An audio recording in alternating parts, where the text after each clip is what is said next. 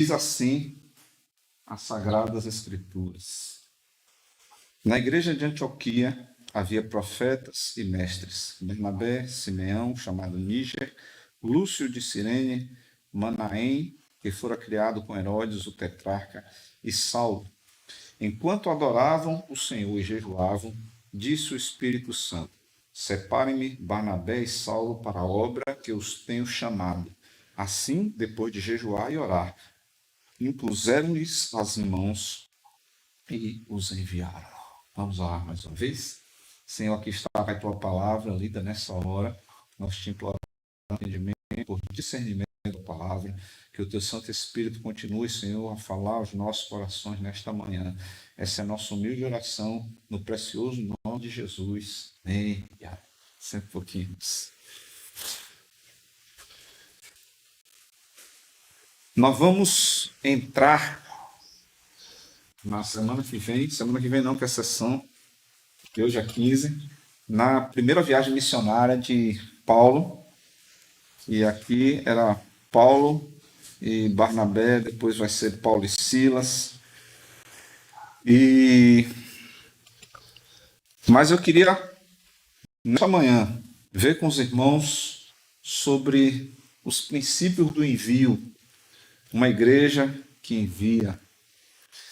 E nós vimos semana passada que a igreja em Antioquia foi uma igreja que se diferenciou das outras igrejas. O evangelho, como nós vimos em Atos 2, a descida do Espírito Santo e tudo o demais que aconteceu em meio aos judeus convertidos. E quando a igreja, após o apedrejamento de Estevão, e que começou aquela grande perseguição, e houve na fuga um espalhamento daqueles judeus convertidos pelo mundo conhecido da época, esses irmãos foram pregando apenas aos judeus. Como era o processo? Eles iam para as sinagogas e lá eles continuavam falando de Jesus, se reuniam em casa e falavam de Jesus. Então o evangelho cresceu quase que exclusivamente em meio a judeus. Mas na igreja em Antioquia aconteceu algo diferente do que era o esperado, do que era o comum até aquela época. A igreja de Antioquia começou a falar aos gentios. E muitos gentios se converteram naquela igreja. E isso criou um rebuliço tão grande que a igreja que estava em Jerusalém mandou uma espécie de investigador para aquela região, mandou Barnabé para investigar o que estava acontecendo em Antioquia, porque muitos gentios estavam se convertendo, estavam mudando de vida lá em Antioquia. E Barnabé, chegando em Antioquia, isso está relatado nos capítulos 10 e 11, Barnabé, ao chegar em Antioquia, observa que aquele movimento era um movimento de Deus e o Senhor estava fazendo maravilhas lá no meio daquele povo. Fica um tempo ali e manda um relatório para Jerusalém, informando que o trabalho lá estava crescendo, que era muito bom e que o Espírito Santo estava fazendo no meio daquela igreja. E deixa a igreja ali, volta para Tarso, vai buscar Saulo, aquele camarada que estava jogado lá no canto, ninguém queria meia com Saulo, porque ele era problemático, e pega Saulo e traz para Antioquia. E essa igreja de Antioquia é quem depois vai enviar Saulo, Barnabé, para a primeira viagem missionária, uma viagem de expansão do Evangelho de Cristo. E na época, Barnabé e Saulo, porque Barnabé era o líder da expedição, né, da viagem missionária. E nesse contexto, nós vemos aqui esse relato de Lucas, ao escrever Atos, dizendo o seguinte no versículo 1: na igreja de Antioquia havia profetas e mestres. Quando você lê esse texto, a gente pensa o quê? A gente sempre pensa logo naquela irmã que entrega os mistérios, né? Fica entregando os mistérios no culto, e o culto era todo de mistério. Mas a palavra Profetizar aqui está se referindo àquele que profere a palavra, fala a palavra, que prega a palavra. Então tinha dois tipos genéricos aqui de irmãos lá. Os que eram evangelistas, os que pregavam, os que exortavam, e havia aqueles que eram especialistas em ensinar ao povo, aquele ensino mais rebuscado, que vai lá, né, lá no profundo. Então tinha esses dois tipos, pelo menos, de irmãos lá, profetas e mestres. Então, pregadores e professores da palavra. Barnabé, Simeão, chamado Níger, Lúcio de Cirene, Manaém, que foi criado com Herodes, o tetrarca, e Saulo. Veja que Saulo aparece aqui como o último da lista, né? Era um menino que tinha chegado lá recentemente, que estava indo para ajudar Barnabé naquela jornada. Enquanto adoravam o Senhor e jejuavam, disse o Espírito Santo: separem-me Barnabé e Saulo para a obra que os tenho chamado. Eu quero que os irmãos observem o que acontecia no meio daquela igreja. A manifestação, a palavra do Espírito Santo pedindo para separar, veio enquanto adoravam ao Senhor. Eu quero também trazer aqui um esclarecimento. A gente tem costume hoje, é muito comum, o momento de músicas a gente chamar de momento de adoração, né? Ou tem músicas específicas. Quando a música é lenta, a gente chama de música de adoração.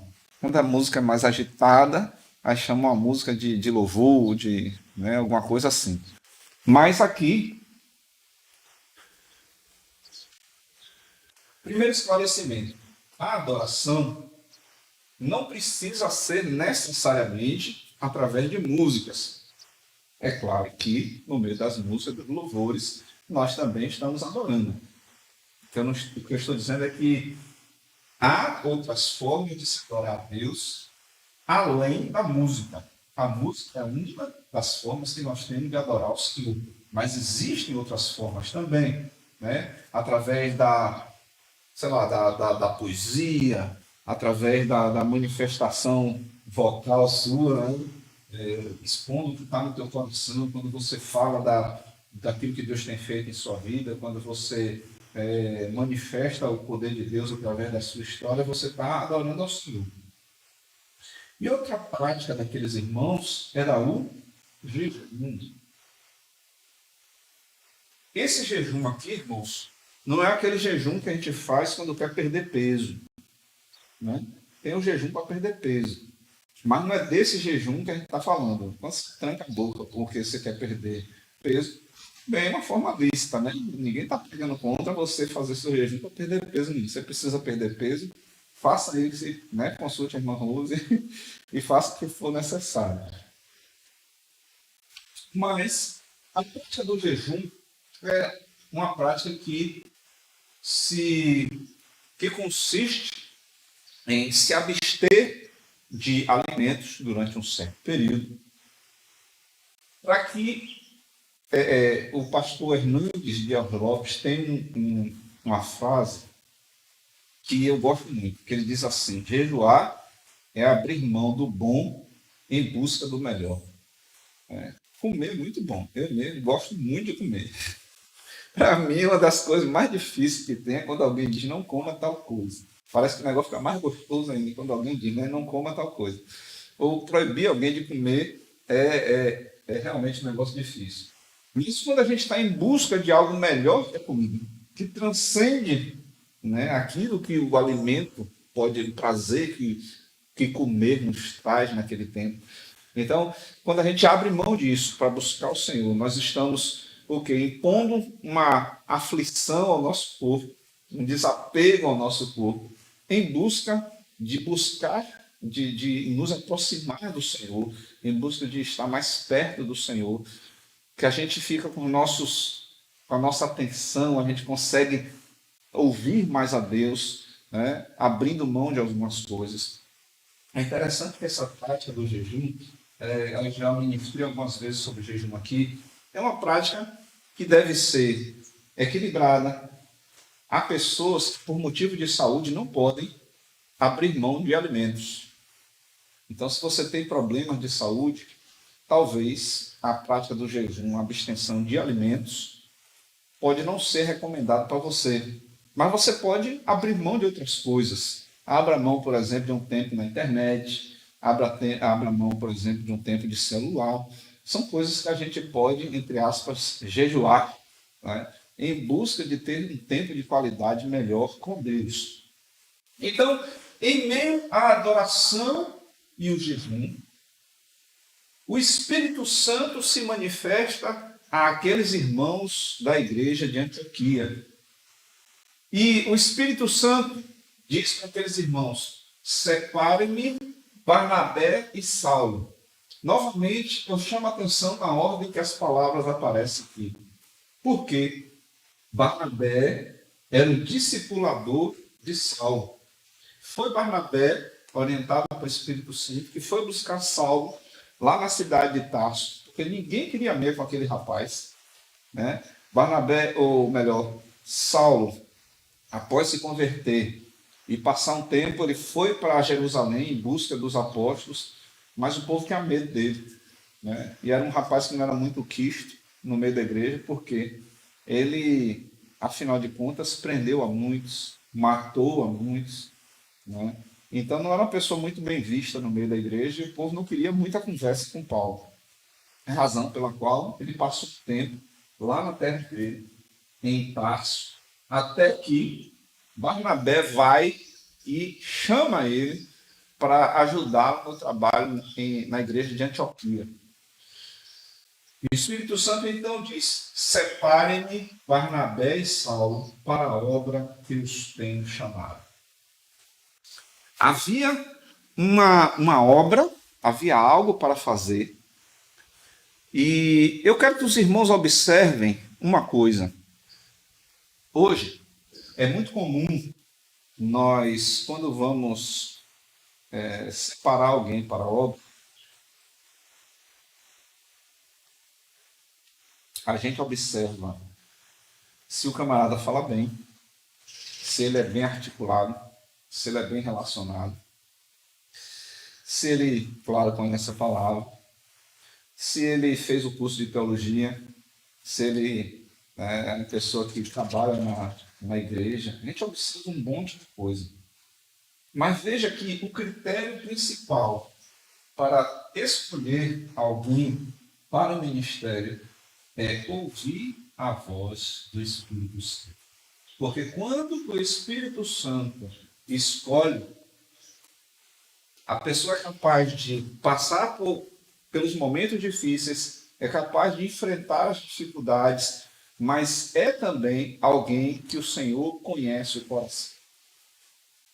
Um dos grandes problemas, talvez hoje, da escolha de ministros do Evangelho, é que a gente busca várias qualidades na pessoa, mas não busca o selo de aprovação do Espírito Santo.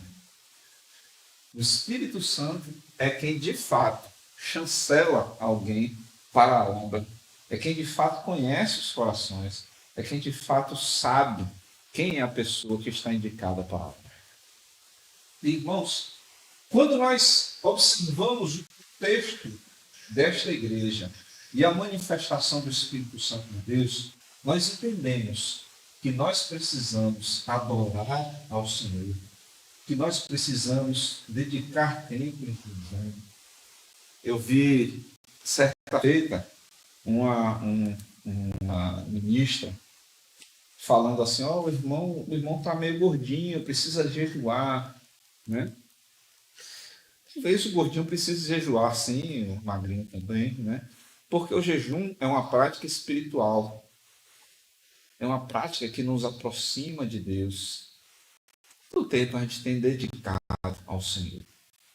Quanto tempo, irmãos, nós temos investido na adoração e no jejum? Nós queremos ouvir a voz do Espírito Santo. Nós queremos que o Espírito Santo se manifeste em nossas vidas, mas nós não temos investido na adoração e no jejum, nós não temos investido tempo no Senhor, nós não temos investido tempo de qualidade na presença do Senhor.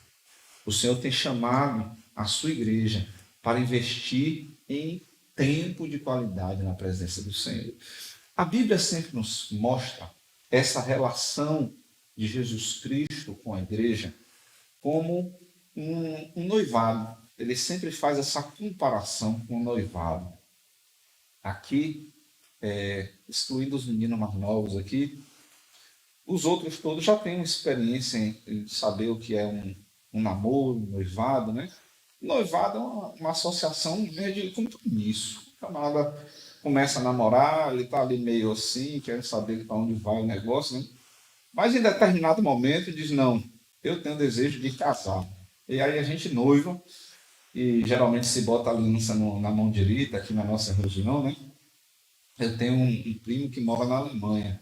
Na Alemanha, o casado é na mão direita e o noivado é na mão esquerda. Então, eu não sei quem está certo ou está errado. Certo é que aqui no Brasil nós usamos o noivado na mão direita e o casamento na mão esquerda. Agora, imagine um noivado onde o camarada só vê a noiva no dia de domingo. Durante a semana não conversa com a noiva, não comer com a noiva ou com o noivo. E dia de domingo, então, ele vê a noiva de 9 às 11 e depois vê de novo de 18 às 20. Vocês acham que esse noivado vai terminar? Fala a verdade. Há uma grande possibilidade desse negócio não dar certo. É, mãe? Há uma grande possibilidade desse noivado fracassar. E é assim que a gente tem feito com o Senhor. Temos dedicado pouco tempo a esse relacionamento. Temos investido pouco tempo em conhecer o noivo, em conhecer aquele com quem vamos nos casar, em conhecer aquele que nós queremos passar a eternidade. Se você não aguenta passar 1 hora na presença do Senhor, imagine a eternidade. Pense aí. Automaticamente, se tu não aguenta passar 1 hora na presença do noivo, você não vai suportar a eternidade.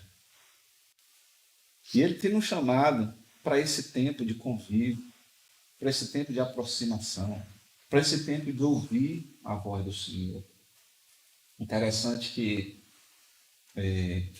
final do ano passado, mais ou menos por essa época do ano passado, a gente estava diante de uma decisão muito séria para tomar e que ia engolir o negócio de vez aí e desceu pelo buraco errado. E ia mudar assim, a nossa vida radicalmente. E num primeiro momento, quando a proposta me veio, eu olhei e disse, rapaz, é tudo de bom, tudo que eu preciso. Eu vislumbrei inúmeras possibilidades, eu disse, a vida da gente vai mudar, vai ser isso, vai ser aquilo outro. E na medida que eu comecei a orar a respeito daquilo, tanto que na primeira vez que a pessoa conversou comigo, eu disse, rapaz, achou certo. E na medida que eu comecei a orar sobre esse tema, cada dia mais meu coração ia trancando. E eu não estava compreendendo nada. Eu, rapaz, um negócio tão bom. Eu estou orando sobre esse negócio, estou orando mais assim para desencargo de consciência, para dar uma satisfação ao Senhor. Mas na minha cabeça eu já estava decidido, é aquilo mesmo. E quanto mais eu orava, mais eu sentia meu coração fechar a respeito disso. Tanto é que, algum momento de dezembro, eu liguei para o colega numa proposta profissional. Eu liguei para o colega e disse, rapaz, não vai dar certo. Não. Ele, não, rapaz, todo mundo disse que estava certo, estava tudo certo. Eu disse, cara, vou lhe explicar, mas eu tenho certeza que você não vai compreender muito, não. Eu fui orar, eu não senti paz no negócio e eu estou saindo. E o camarada ficou chateado comigo, me disse um bocado de coisa. E quando começou o ano, começou as coisas a mudar, e eu vi as coisas se transformarem tanto, eu digo, meu Deus, eu tinha a oportunidade de mudar, entre aspas, joguei tudo fora, e agora estou vendo a coisa, a madeira gemendo nas minhas costas. E o Senhor, ao longo do tempo, foi me mostrando o que estava acontecendo. E eu vi que aquele tipo de associação ia ser tremendamente danoso para mim. Naquela hora eu não conseguia enxergar. E o Espírito Santo, ele é capaz de nos mostrar essas coisas. E na medida que o Espírito Santo começou a me mostrar, e só recentemente, coisa bem recente, que a gente começou a descobrir coisas que estavam acontecendo, que eu digo, meu Deus, imagina se eu estou naquele meio. Eu estava frito. Né? Como é que eu ia fazer para me desvencilhar disso depois? E a gente vê o cuidado daqueles que se aproximam do Senhor. Então, buscar o Senhor em adoração, em jejum, em oração, investir tempo na nossa vida, investir no nosso relacionamento com Deus. É isso que nós precisamos. Nós queremos ouvir a voz do Senhor, nós precisamos de intimidade com Ele, nós precisamos de aproximação, nós precisamos de intimidade. Igreja do Senhor Jesus, Igreja Batista Agora, nós precisamos de intimidade do Senhor. Isso, como igreja, eu estou assim, ansiando para a gente ir para o nosso canto. Porque eu sei que aqui nós estamos entre casas de família, a gente não pode ter liberdade, algumas liberdades, né? A gente quer preservar os nossos vizinhos. Mas eu fico assim, desejoso. Eu sei que quando a gente for logo para o nosso lugar, num primeiro momento vai ser muito difícil, a gente está acostumado com essa estrutura aqui, onde a gente tem tudo, né? Está tudo na mão aqui. E no primeiro momento vai ser muito difícil para a gente, nós não vamos ter as mordomias que a gente tem aqui, mas eu espero que a gente tenha a liberdade de adorar o Senhor, de fazer nossas vigílias, né? De poder gastar um tempo até um pouquinho mais tarde, uma oração, e poder ficar mais tempo na presença do Senhor. E eu espero que esse 2022 a gente já consiga uma parte desse sonho ser realizado. Mas, irmãos, mas individualmente nós precisamos investir nesse relacionamento com o Senhor. Individualmente nós precisamos buscar, conhecer o nosso noivo, conhecer aquele com quem passaremos na eternidade. Investir tempo em adoração, investir tempo em jejum, investir tempo em oração. Vamos orar a esse respeito. Baixe sua cabeça onde você está, feche seus olhos. Senhor nosso Deus e Pai, aqui estamos, Senhor, em Tua presença, para apresentar o nosso coração.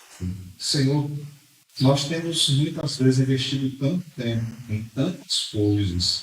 Ó Deus, passamos bastante tempo nas redes sociais, passamos tempo cuidando de problemas, resolvendo coisas, cuidando de casa, cuidando de negócio, cuidando de tantas coisas. E não temos dedicado tempo ao Senhor. Não temos, Senhor, gastado tempo, investido tempo em adoração. Não temos investido tempo, Senhor, em jejum. Não temos investido tempo em oração. Não temos te buscado, Senhor. Ó Deus, tem misericórdia de nossas vidas. Tem misericórdia de nós, Senhor. Porque temos pecado miseravelmente, temos nos afastado do Senhor, temos, Senhor, privilegiado tantas coisas que não são importantes, e o que de fato é importante, nós temos abrido mão. E nós queremos, Senhor, nos aproximar novamente de Ti. Nós queremos, Senhor, Te conhecer cada dia mais melhor. Nós queremos, cada dia, Senhor, ter mais entendimento do Senhor. Nós queremos estar mais sensíveis à Tua voz. Ó Deus, nos atrai para Ti, nos traz, Senhor, para a Tua presença e ministra ao nosso coração dia após dia. Senhor, quando estivermos desanimados, frios, nos aquece com o Teu calor, Senhor, nos olha, mas de forma que nós corramos para os Teus braços, Senhor, que nós não estejamos longe de Ti, nem afastados de Ti, mas que estejamos sempre sensíveis à Tua presença e disponíveis e dispostos a Te agradar, Senhor, com as nossas vidas, com a nossa aproximação de Ti. Meu Deus, em nome de Jesus, continue a falar no nosso coração. Não deixe, Senhor, que nós vivamos uma vida incomodados. Não deixe, Senhor, que nós vivamos uma vida de mesmice, mas que, Senhor, a tua presença seja mesmo o nosso alimento dia por dia. Essa é a nossa humilde oração, precioso nome de Jesus. Amém. Que Deus em Cristo nos abençoe. Hoje à noite, às 18 horas, estaremos juntos aqui mais uma vez, Papai do Céu permitir, encerrando a nossa campanha de missões, tendo o nosso tempo do café missionário, né? As meninas já receberam esse R$10 por pessoa. Separa esse dinheiro aí, é um dinheiro para missões. Você vai investir na obra de missões e ainda vai comer, né? Coisa boa. E se você tiver a sua oferta de missões, o nosso alvo são R$1.400. Nós queremos não só atingir o nosso alvo, mas ultrapassar esse alvo para a honra e glória do nome do Senhor. Temos também ali os panetones da Cristolândia. Esses panetones são de altíssima qualidade. E o propósito deles é que a gente possa abençoar o trabalho na Cristolândia. Cristolândia ele trabalha com pessoas usuárias de drogas, em sua grande maioria ex-usuários de drogas, lícitas e ilícitas, pessoas com dependência química e que precisam de ajuda para sair desse meio. Eu estava explicando até a Geisa, e o nome Cristolândia nasceu porque esse trabalho começou ao lado da Cracolândia, na Cracolândia, na verdade, em São Paulo. Então, como o nome Cracolândia já estava famoso, eles que fizeram uma base ali naquele lugar, para que o nome ficasse conhecido, eles chamaram de Cristolândia. Então, a Cristolândia era uma base dentro da Cracolândia para tirar pessoas naquele estado miserável lá em São Paulo, que terminou se espalhando para todo o Brasil. E hoje, praticamente, todas as capitais do Brasil têm a Cristolândia e algumas cidades do interior também. E esse trabalho da compra dos panetones é para ajudar nessa obra. Se você puder, cada um custar R$22, você vai saborear um excelente panetone. Eu já comi quase todo, sozinho. E é muito bom, então eu recomendo, né? É também uma forma, se você quiser presentear alguém no final de ano, você pode comprar um para dar de presente, embrulha bonitinho, você está investindo na obra missionária, abençoando a obra missionária e abençoando a pessoa também que você vai presentear, tá bom? Que Deus nos abençoe, nos vemos às 18 horas, tem um chazinho maravilhoso ali que o Vadinho fez, não sabe sem degustar esse chá, e até logo mais à noite, se Papai do Céu nos permitir. Beijo a todos.